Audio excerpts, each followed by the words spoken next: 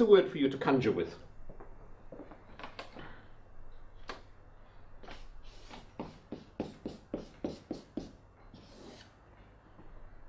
A four-letter word. And we all like to think of ourselves as alive and immersed in this process of life. And of course, that's precisely what we are. The body lives, we are alive, we're breathing, and we are engaged in this process of life. For me, however, there's a problem. And I look back on my long life. As you can see, I'm rather past the first flush of youth, thank goodness. And I ask myself this simple question. Could my life have been different? And the simple answer is, yes, it could have. Could it have been better? And the simple answer to that question too is, yes, it could have.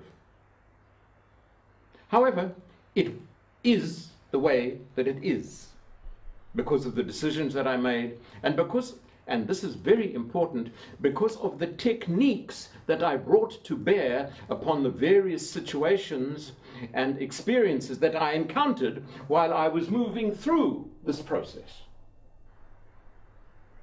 And this is where perhaps I can be of service to you. Because I have an idea, and for me it is actually more of a truth rather than simply an idea, that very few of us, perhaps none of us, always a bit nervous about the absolute, but certainly very few of us are actually getting what we can get out of life. Here's a question for you. Why are you here? Why are you here? What's your purpose? Why do you wake up in the morning and go and do whatever it is you want to do? For some of us, what we actually go and do is very far from what we would like to do. And life then becomes something of what can only be called a drag, a daily grind, a burden. How sad. Because I am very, very sure that what life is meant to be is hugely exciting, vital, and alive. What's missing? Well, this is what we talk about on the Harlequin Experience. What is missing for me is the techniques. Think about it for a moment. Who taught you anything about being a man, about being a woman? Who taught you anything about being human? Who taught you anything about becoming a husband or a wife? And who taught you anything about, if you choose to go this way, about engaging in that extraordinary process that we call parenthood, where one chooses, elects to become the father, the mother, and invites into our lives another being? Simple answer to that question? No one. The best that we have been able to do is absorb by osmosis the techniques and the ideas that have been passed down to us by our teachers, our peers, our parents. Are these techniques bad?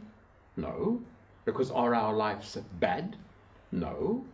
In general terms, our lives manage. I don't think it's good enough. I don't think managing, coping, is anywhere near good enough.